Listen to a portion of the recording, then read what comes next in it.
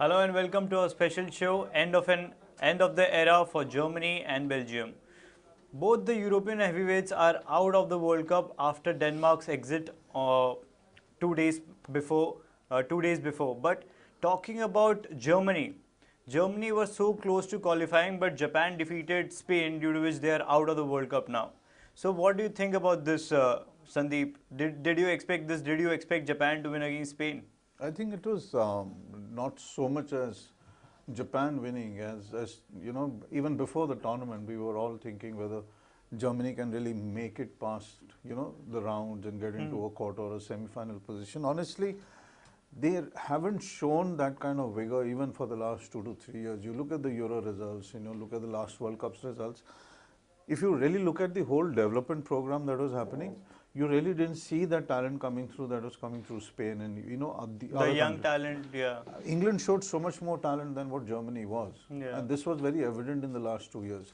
I think once in a while when you had these interviews that were coming on with Flick at that point of time, it was very clear that even he didn't believe in a way that they can really put across most of the group teams and then get across to the quarters.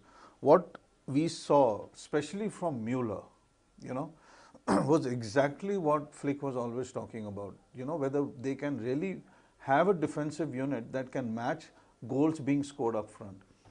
Coming back to Germany, coming back to even Belgium as a team, I think in a World Cup situation, in a Euro situation where you actually have to play 7 matches to be there in the final, to win a championship, it's more about defensive abilities than actually offensive abilities in a way.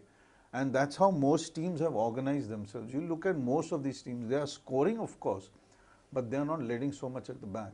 And I think that becomes crucial, and that's the place where probably Germany just couldn't get their defensive rigors in. And as you say, looking at the future, I don't know what you feel about Germany as a future, because they are the ones who are going to be holding the Euros next. It really honestly doesn't look too bright, because where are those younger ones who are coming through the system? You don't see so much at the Bundesliga level even, you see more of the younger ones coming from the different parts of Europe, finding the feet, then going back into the EPL or getting much higher prices elsewhere. I think that's a particular issue or a problem that you could see with both Belgium as well as Germany. So both of them going out is really not a surprise, and it is also a surprise because they are heavyweights at the end of the day. But I think for them to go out in a way is also good. I'm not talking of it For of this. sides like Japan, especially. Yeah, it's not negative, but it's like people then or other teams then get a squeeze in. They do understand what the next level is like, So in that way, I think you got to look at it positively and probably move forward. Like, I don't know what Flick is going to be there, but I think he's still going to be remaining as coach, because honestly they don't have anyone, and you don't expect the former ones to come back. And even I was going through Klinsmann's column, and even there he's saying that, okay, let's look at all these developments as positive, because there will be a lot of rustle at the ground level. Okay, why is all this happening? You've got 2 World Cups, you've gone out. You're supposedly a From the group heavyweight. stage, yeah. You're one of the best teams in the world. So, what is going wrong? They'll have to figure that out. Yeah, 4-time champions, but certainly there are shortcomings in the German team, and their manager has said that they need some youth in the team. The country needs to invest in the youth, and if the youth comes up, then only the generation will shape up. Because after the 2014 triumph of Germany, there were a lot of expectations from those group of players. But eventually, they couldn't deliver what was expected of them. But honestly, Hardik, even 2014 was a fading force. They were good at that particular level, In a sense, after that, they were all supposedly going downhill. Yeah. But that was maybe their peak. But nothing really happened after that. They didn't bring in the junior squad together. The junior, if you look at the Euros, in terms of the juniors, there were not many players who were coming through. So those very players were coming through very good at this, for Spain at least, and not for the rest of them, not for sure. Same has been the case with Belgium, as you mentioned. 7 of their 11 starting players in their second match against Croatia, 7 of their 11 starting players were about 30.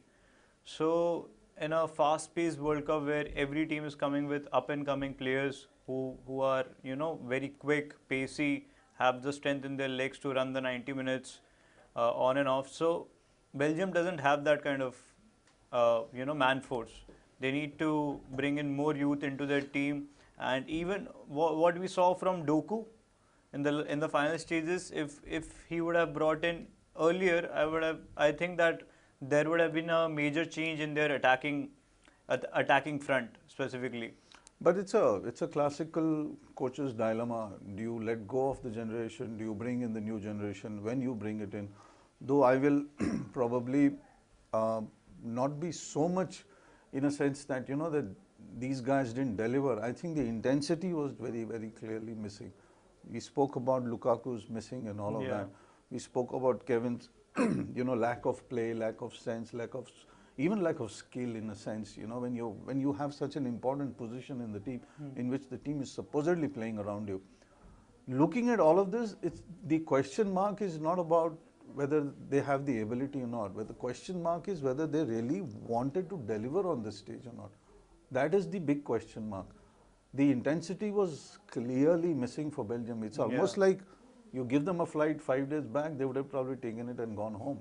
And the questions that are being raised on the team are predictable as well as, I think, bona fide. I mean, you have to raise it when the team is as classical as this. Yeah, and it's better that Croatia are still into the World Cup, because they were a much better side than Belgium.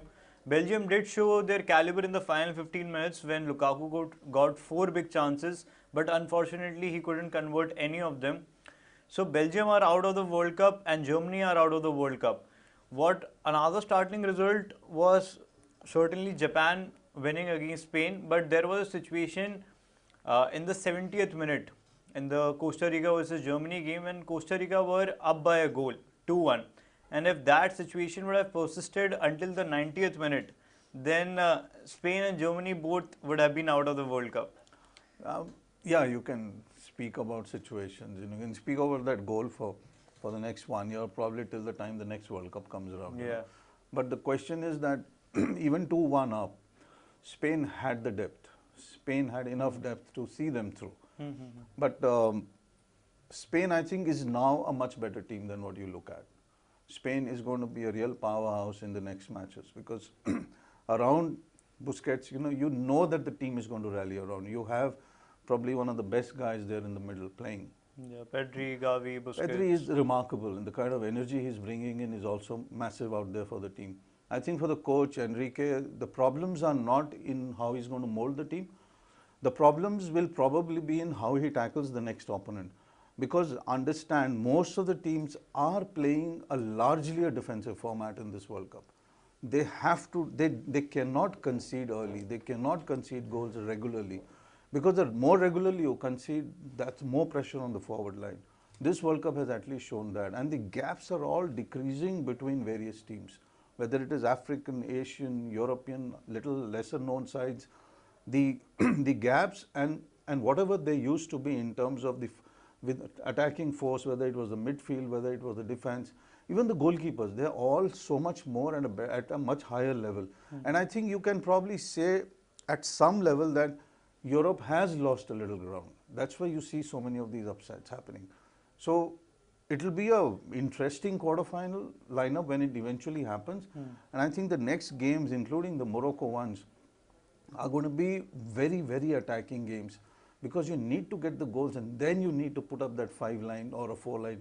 What Japan did, basically. Japan did not allow Spain to create chances in the second half. Well, Spain were all over the place. You will see it in the Senegal game. You will see it in the Senegal game how defensive formats are going to be used by them to keep England away. And I think that's where it's going to be extremely exciting, because Senegal is not going to come strong. That much I'm 110% sure, because they cannot afford to concede. But one thing is there, that if they get a goal somewhere, and if they can keep England away, it's going to be one hell of a game.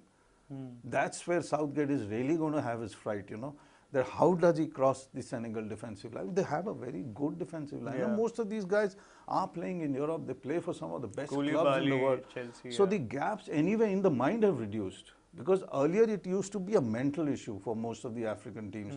How do you play most of these big sides? But now that mental thing is gone. Now they know that I'm as good as you or you are as good as me. So why not just be there?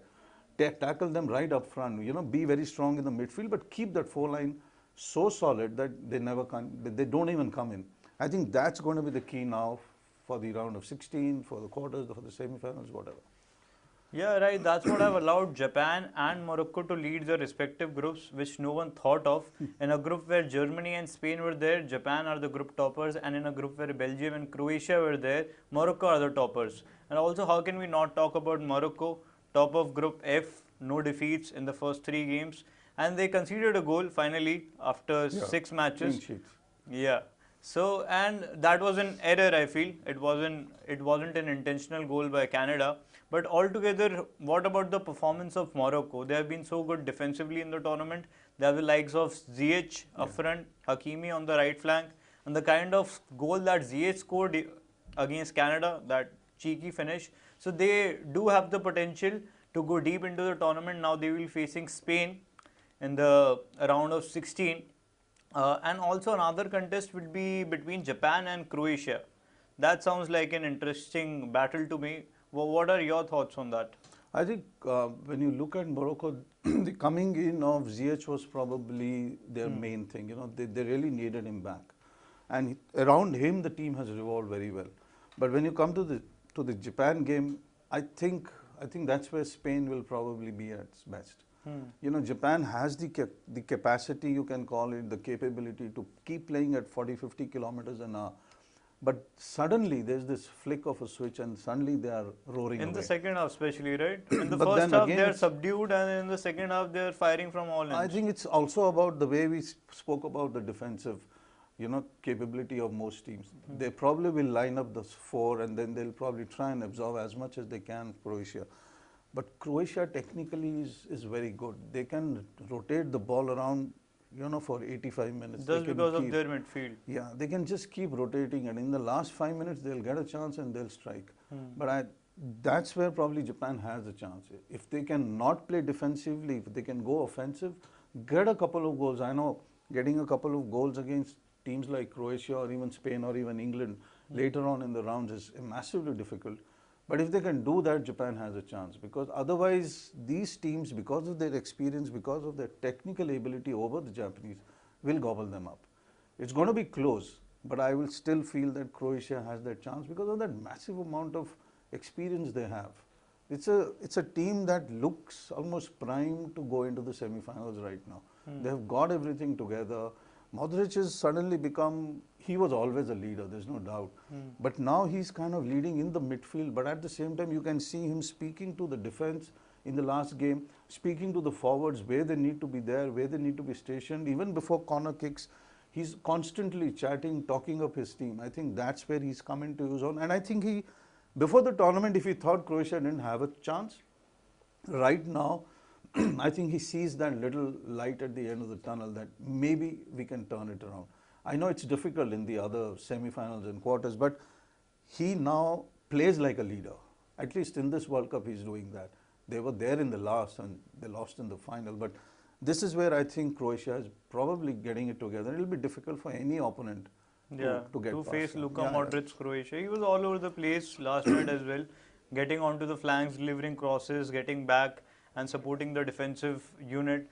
So Luka Modric has been at the top of his game at the World Cup. Moving forward to the goal that Japan scored, the second goal, there's a lot of clout around that goal that we are witnessing, that whether the ball was outside or inside. But it all comes down to curvature, isn't it? I think that's what we discussed on the corner kicks. I've always wondered why does everybody place it just on the line? Because you can see it is not on the line. Yeah. It's usually the curvature, the shadow of it comes onto. I think it was the same case here. And once VR came in, once the technology was there, it completely showed you what it was. But at the same time, it puts you in two minds. Whether is this the right position or this is not the right position? Because at the end of the day, what fans see on TV is very different. What you see from different angles, and you are not going to get it from 24 angles. TV is not going to stop and say, we're going to show you 24 angles one by one. And then you choose whichever one suits you. And I think that's where probably the first issues came in. But looking at technology, looking at what people are showing, and how FIFA is now putting the whole thing on the cameras and showing it, it looks very, very clearly that it was a, It was a goal. yeah, it was a legal goal, and well, it was a superb one at that, because I think in that goal it also shows you why Japan never gives up. You know, they could have easily let that ball slip, because in your mind you know it's going over the line, but still you reach that, still you hammer in across, and still you get that header in. That's amazing, and that's probably Japan's strength right now. How to play as a team, how to revolve the entire game as a team. I think that's where the Japanese have suddenly sprung up. It's a good team. I mean, you got to admit that the entire league system in Japan is propelling itself towards all of this, but at the same time you have almost 10, 12, 14 players who play outside. I think experience plus the strengths that they have there at home in the domestic league has made Japan such a powerhouse right now, at least in this World Cup for sure. Right, and credit must be given to them. They might have been subdued in the first half, but in the second half they came stronger. And for the first goal, they were pressing relentlessly. Yeah.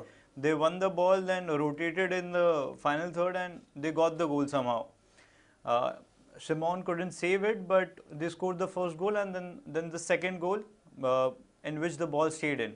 So the ball stayed in, but Germany couldn't, and Germany are out of the World Cup for the second straight World Cup. They are out of the World Cup and group stages itself, and Belgium are out of the group stages, out of the World Cup for the first time since 2000. So that's about it from this episode. Stay tuned, stay connected to know more about the news, insights, facts, and figures about the World Cup. Stay tuned to Newsline. That's it. This is Hardik Agrawal signing off.